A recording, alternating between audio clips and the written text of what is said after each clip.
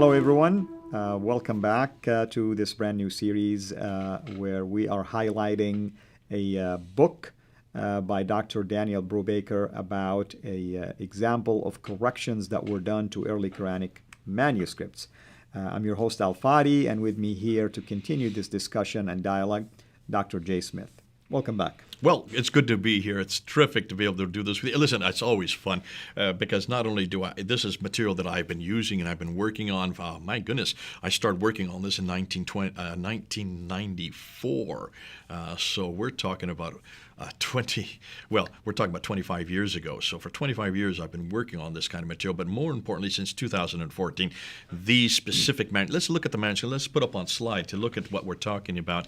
These are the 6 major manuscripts that we introduced back in 2014 when Dan Brubaker's materials first went public because of the fact his doctoral thesis had just been finished.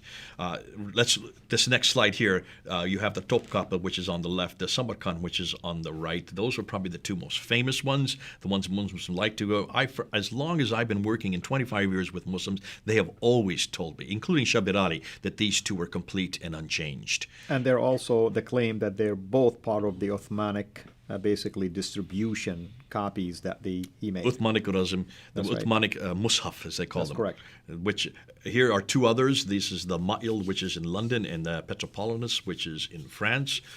Just as we're going through them, the Ma'il is dated to, some would date it to the early 8th. Others, like Dr. Martin Ling's, dated to the late 8th. Nonetheless, it's 8th century. The Petropolitanus is early 8th century. Let's look at these last 2, and this is the Husseini on the left, which is in Cairo. It's a monumental text because it's so huge. And then, of course, the Sana'a, the one that you're working on, which is probably the most exciting. I just want to give you a quick look at that. Just look at that one on the right there, Sana'a. And you notice that yellow mark that's there. That's right, yep. That's in the last episode we were talking about, or 2 episodes ago, we were talking about how you put decorations, and that's how you can date it. One of the reasons why they can date the Sana'a manuscript. On the right side of the page, that is dated to 705. On the left side of the page, you can see the script is different. That's right, different scribe. Different scribe, That's and right. According to people like Dr. Garrett Pwin and Dr. Elizabeth Pwin, 2 husband and wife, who both have their doctorates, who have probably done more study on this manuscript than anybody else, they date to the left side of the page to about 50 to 60 years later. So That's in right. between those 2 pages, Surah 19 and Surah 22 on the right, Surah 20 begins on the left, Yeah. a much, much later date. And people can see, the number even of lines is different, basically. The type of script is different, and that's how The we can. margin, on the top and the bottom. This is an and- example how you Yes, date scripts, that's just right. by how the script changes. right. Now, I want to highlight these 2 different scholars. Here's the first one, Dr. Ekmeladin. Let me just put his picture up here. And you can see him there. That's Professor Dr. Ekmeladin Ihsanoglu, who is from Turkey. He, along with Dr. Tayyar Atakulic, who is pictured there, back between 2002 and 2007, they were the ones that looked at these 6 major manuscripts and came up with their conclusions in 2007. I got the English translation of that in 2013.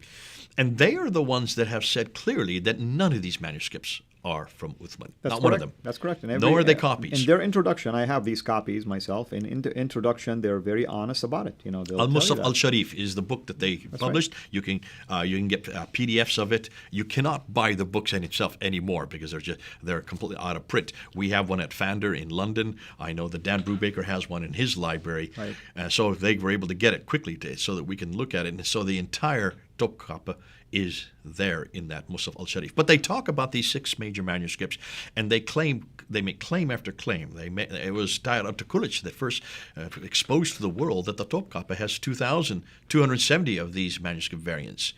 Correct. So these are the variants that we're going to look at. Now, Dan Brubaker, when he came out with his thesis, doctoral thesis in 2014, if you look at the next slide, he noticed that there were 7 types of consonantal variants, not kirat, not ahruf. He was very clear. This has nothing to do with vowelizations. This has nothing to do with diacritical marks because there were no vowels. There was no dots in these early manuscripts. Correct. And he found these 7 different types of changes. Let's just look at them real quickly. And this is a review of what we did last year. The first one were insertions. What does he mean by that?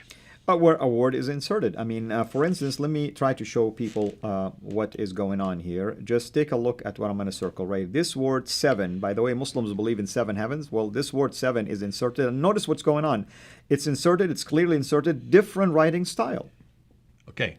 And it's also a thinner nib. That's right. We're going to actually unpack that. We're going to be looking at one of them because those are one of the 20. And look here, Ar-Rahim, the same thing. The word is different. And you can tell they erase something and they put something on top of it with a different also pen, a different writing style.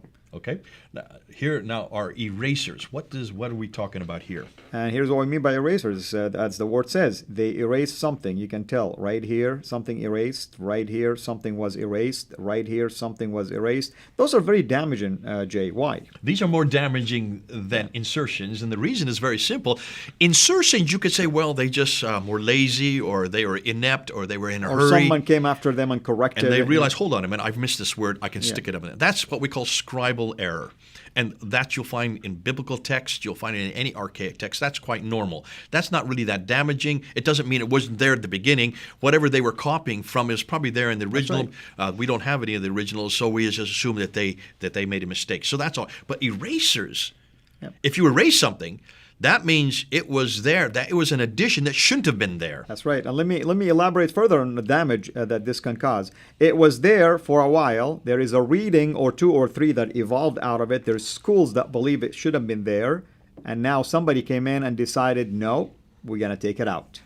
In fact, let's go to the next one because the next one, as you see, here are erasers where they've written over top of it. Talk about damage. They're trying to correct it, and they're not, and you can see they have erased it to try to censor it. And they've written it in some cases, like the middle one. Look at this. It's very clear. It's in a different color. I mean, they're not even trying to excuse it. And right here, that something was erased and written in a different color. Look right here. You can see something was erased and they used something extended, basically. So these are really damaging because erasers, this is a censorship. And as we're now finding, these are standardization. This is standardization. Right. We're going to show the conclusions of that, and I'm going to come to conclusions as we unpack. And here's what we mean by standardization. There has been a process to standardize that reading, which means it took a while. It's a progressive process. At some point later, they decided how to standardize it. Now let's look at the next one because here you have overwriting without erasers. They're not even bothering to erase it. They're just writing over top it, so you can see the undertext and the upper text. This one is very clear. Totally different writing style, and it's written over something. So in fact, this one right here is kind of interesting one. You look at an entire verse that was inserted basically on top of something else. The whole writing style is totally different. This is mile. The other one is just regular. Okay, so there an entire verse has been changed. Now let's look at the other real damaging one, are what we call coverings. Why are coverings damaging? Covering damages the same thing as erasures. You have decided that there is something shouldn't be read, and you want to ensure that you put a piece of leather or material on it, maybe for the intent to even rewrite something on top of it, as the case. Look here. This is kind of like a patch, if you wish, that was put in there. A patch that was put in there. Take a look at the middle one. How many do you count there? A lot of them. I mean, you can't even tell what's going on. In fact, the words have been butchered. You can't even make up a word anymore. I count 7 different coverings on just one page. And Jay, here's what's so important about this. If it was damaged, they could have thrown it away, right? Or washed it off. But no, they realize they're stuck with what they have. They have to preserve it. Now they have to make corrections. Hold on to that thought because that's going to be hugely significant when we come to conclusions as to why they didn't just wipe it off and write over top. That's right. You'll see why, and that's because of what these manuscripts are and the importance of these manuscripts. And we're going to, well, I'm not going to get into, I don't want to do it because I'm going to steal my thunder. So let's go to one more, and this is selective coverings overwritten. Here is exactly what you did say. They're covering it, and then they're writing over top of it. And let me help people see. See this red? Of course, over time, it turns into this color. So something was here, and then they wrote on top of it. The same thing here. You can see something was here and wrote on top of it.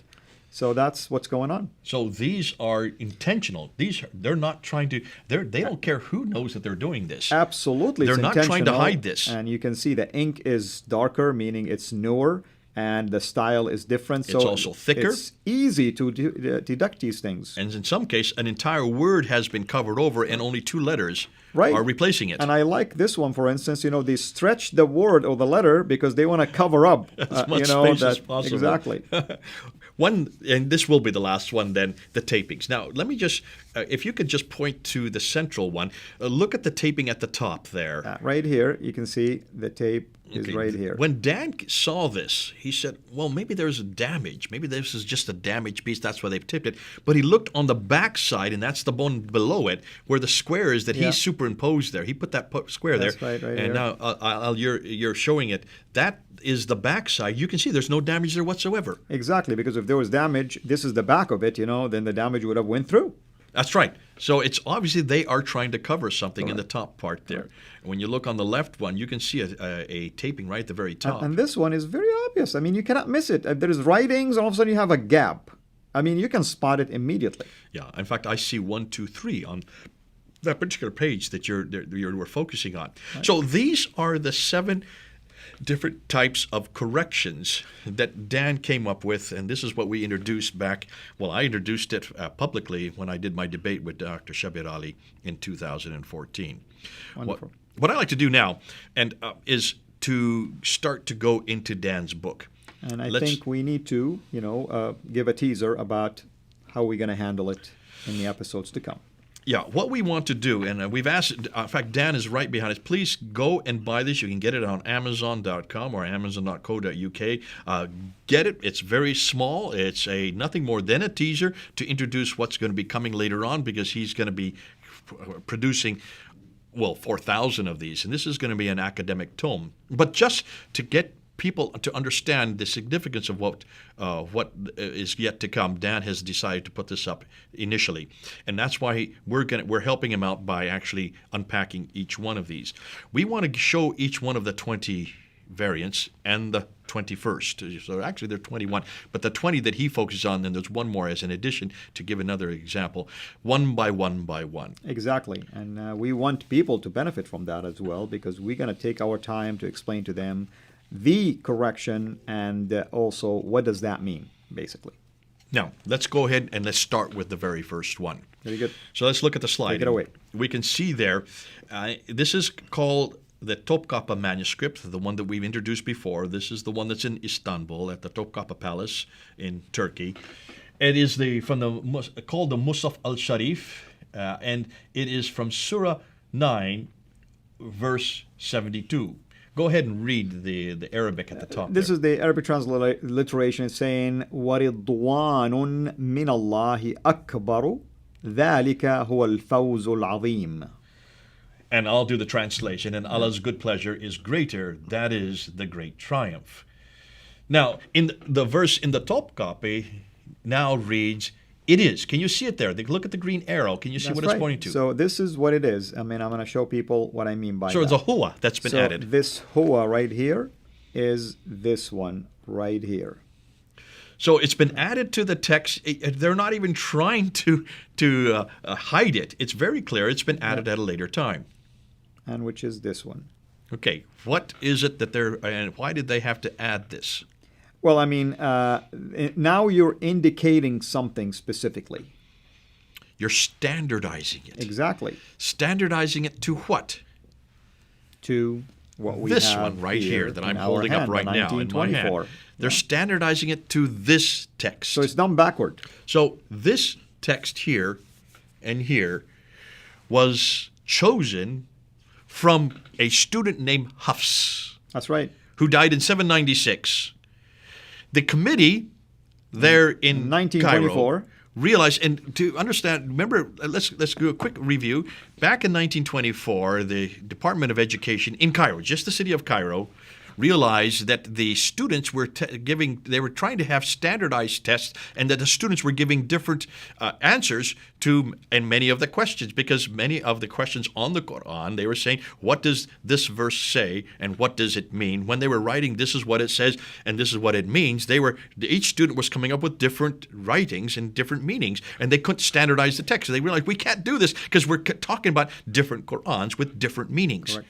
So therefore, they had to ask this committee there in Al-Azhar to standardize one of these texts. And that's why this committee took a student who died in 796 named Hafs, who lived in Kufa.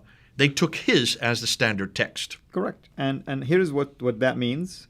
It's a human intervention that decided what the earlier should have read. So these are a committee in Al-Azhar University in Cairo standardizing only one Quran for just the city of Cairo. What happened to all the other Qurans in Cairo that were not part of that standard? Do you know what happened? Let me tell you. You want to take a guess? Burned? Gabriel said, no, that's what they did with Uthman. Yeah. They took them out into a boat and they sunk them in the Nile. They actually sank them in the Nile. This is, I kid you not, they tried to censor them by sinking them. Now, they're still in the Nile today. They're still down there. You can probably pull them back. You don't need to. How can you think that by sinking them in the Nile, that's going to destroy the problem? Because even today, Hatun Tash is able to find 31. Did I say 23? 31 of them. Because obviously not everyone is going to give up their copies. Oh, you've got to go to Morocco. You've got to go to Jordan. You've got to go to Yemen. That's the 3 countries she went to find just the ones they're available in the marketplaces. But in Cairo, at least, they try to sink them to get rid of them. See, when Muslims don't like anything in the Quran, when they find differences, they either burn them, or they sink them, or they wash them off.